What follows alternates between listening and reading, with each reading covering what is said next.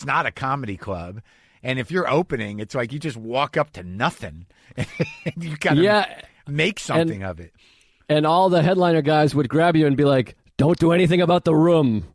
Because you couldn't do any material. I couldn't be like, look at this chandelier, because they're like, I'm taking that first 20 minutes. Yeah, because they're going to be all trashing. Yeah, they're doing 45, and they want to get out as easy as possible. Yeah, exactly. So it was definitely going up cold, and you had to have jokes, and you had to have them fast, because they were just, red-faced firemen being like, who's this fucking queer? Yeah, exactly. You had to really fight for it. And but it was great. I mean, I loved it. I mean, to me, I was like, I'm in showbiz. That's all I ever wanted, was to be a comic. It's a hell of a way to pay your dues, to do those kind of rooms. I mean, like, because that's how I started, on those 2-man shows, and you really get tough. I mean, it's like by the time you get to a comedy club, you're like, oh my God, this is easy. This is great. Yeah, and a lot of those shows, they would go up and there'd be a picture of like a 9-year-old girl, and they'd be like, this is for Susan, who got hit by a van and she passed away. And then like her friends would come up and they would do that, like literally do that stuff. And then they would be like, here's comedy. It's like a cliche, but that would happen all the time. It was. I didn't do so many of those as I did like Pancho Villa's and Leominster, where you drive out to a restaurant in Leominster. And that was one of the good ones. Or the Taunton Regency Hotel, they'd had a full weekend gig, in the conference room. And those were good ones, It's crazy. Yeah, some of them were fun, but there was a lot of crazy gigs and hell gigs that I look back and I'm like, oh, that was really fun. It's a very specific way to pay your dues. I look back and I literally cannot understand how I managed it. I was a neurotic, angry, uncomfortable Jewish guy driving around the New England countryside performing for fucking Irish townies. I remember when Nick's and Saugus opened, oh my God. It was, I don't have nostalgia for that. I have, I think, PTSD. That's my experience. That's funny. Nick's and Saugus at the Kowloon. Yeah. That, I would always joke, that's one of the few rooms that has a detail police officer in the showroom. This is the uniform cop with a handgun that he's assigned to be in the room, which is always comforting. Nick's was kind of rough, dude. The original Nick's was still very much alive and intact and dug in when I started there. And it was really something to see, You could kind of feel the whole, dark history of Boston in that place. Yeah, it's a tough. Those are tough rooms, but it was fun. I mean, to me, it was like I learned a lot of things to do and not to do. A lot of ways not to pursue a career, and you start to slowly see like, oh, there's a lot of anger and bitterness. In the middle of that, while I was up there, they made the movie When Stand Up Stood Out, which I'm sure. Did you see that movie? Was that the one with a lot of Fran Solomita in it? Yes. Yeah, he made it. Yeah. And they did like a documentary about all these guys and how they all had fun, and it was great, but they did too much booze and drugs, and they ended up fucking up their careers. And then I watched it while I was doing the same thing and didn't even heed the warning. I was like, that movie's great. Woo!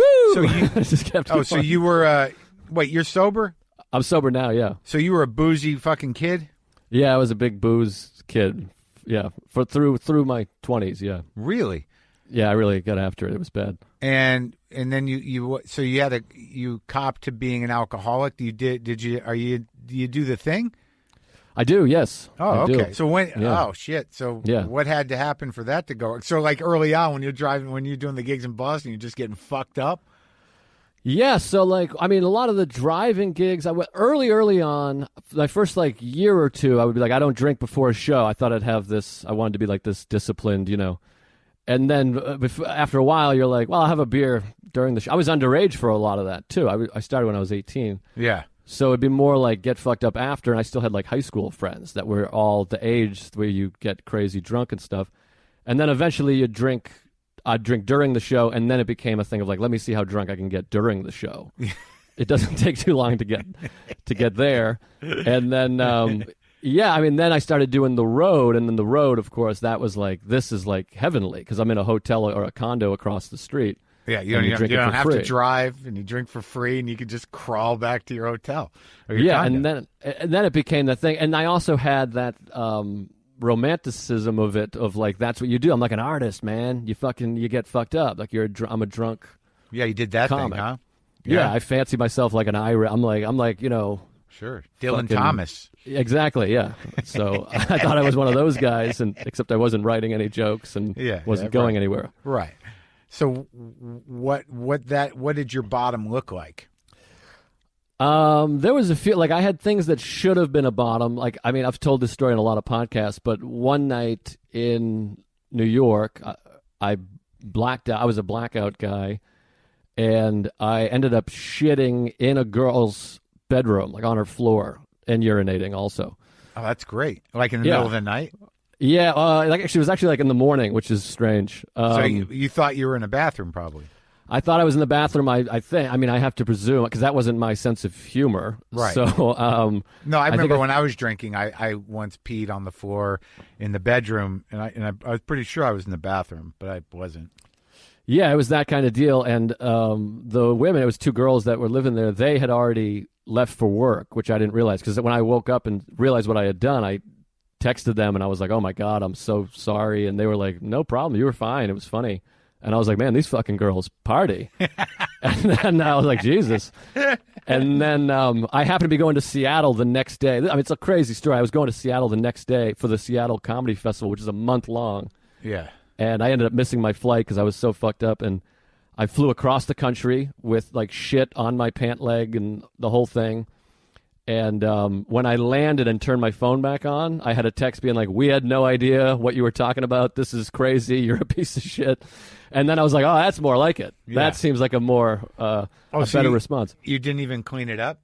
I cleaned up what I could, but I had to run. So like the main pieces I got, but there was still like a urine and some traces of it. Sure. And that was the end of that.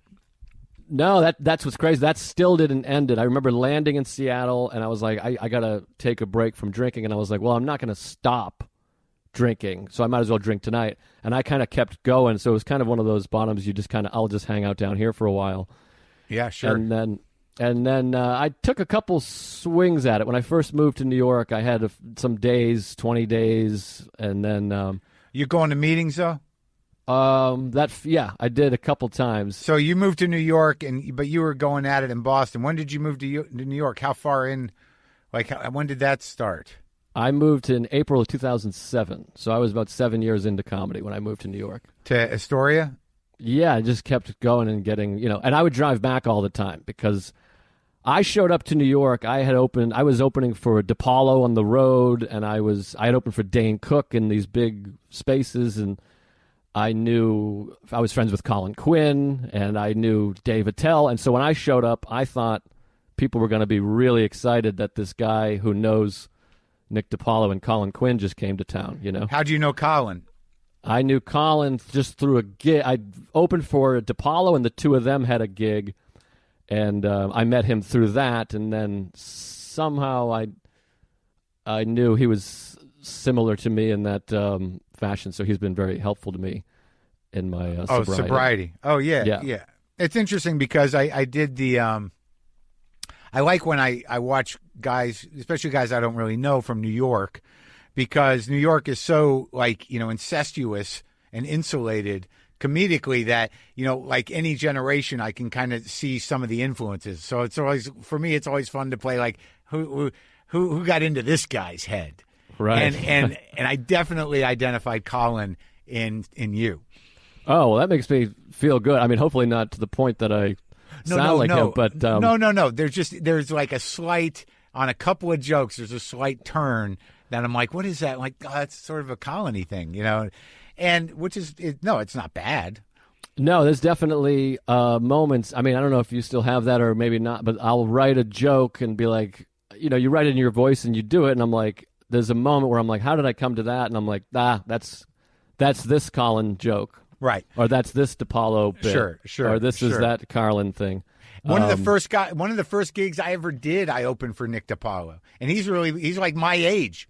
He was just added a little, like, it was a Captain Nick's in a Gunkwit, Maine. Well, I started open for Nick in 2006. And this is a funny story. I couldn't, at the Comedy Connection, I was their guy. I would just open for all the people that were coming through.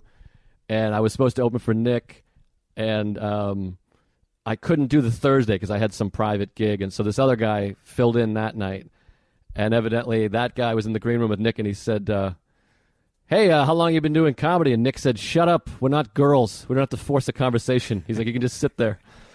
And so that guy called me, and he's like, hey, man, this week, don't try to talk to this guy. He's crazy. Yeah. So I said, okay. And I just sat like in silence for like 3 nights, 6 shows, never said a word. And at the end, DePaulo goes, I like you. You keep to yourself, and you got some jokes. You want to go on the road? And I said, sure.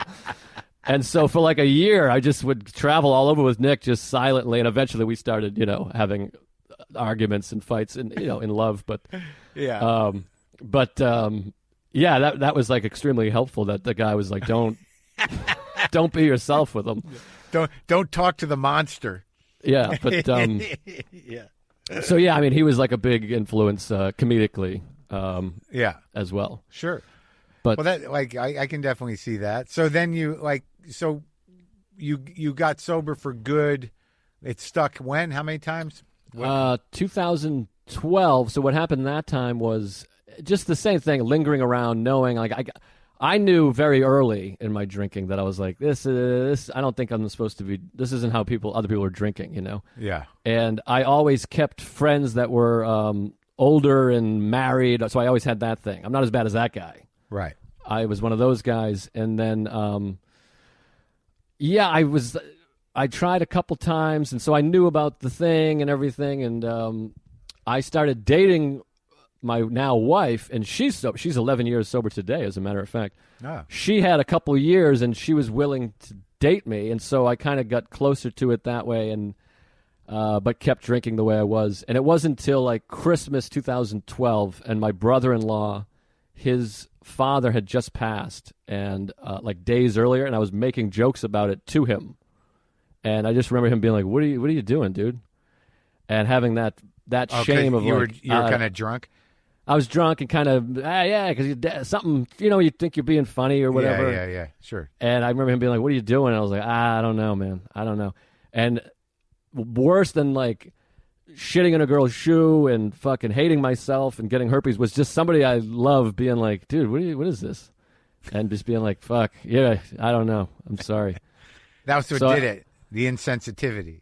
Yeah, that kind of moment of like, I mean, and a lot of other things. My career, I really hated myself. I was still featuring, and I couldn't get on any TV or anything, and I had the same material and just all that kind of shit, self-hatred. Yeah. And so December 28th, 2012 was my last drink. Wow. That's great, man. Yes, it's nice. And like every bit of success I've had in relationships and comedy has come since then. But it's nice that you were able to be with a sober person who you were dating and still be a fuck up, and she kind of stuck with you that long. So at least you didn't just jump in right at the beginning. Like she let you kind of flop around for a while. Yeah, it was about a year and a half, and she didn't give me like an ultimatum or anything, but she knew. I mean, we had drank together when she was still out, and she kind of knew, and I was pretty good about keeping it away from her. And you think? Yeah. So, and then she was like, "Great," and she didn't. I was like, "I'm sober." I was like doing that, and she was like, "Okay." Like she wasn't like, she didn't get too excited about it, but I got in there and fucking got it done. It was great. So now you got like 8 years and change or something? 7 and change. It'll be 8 in December.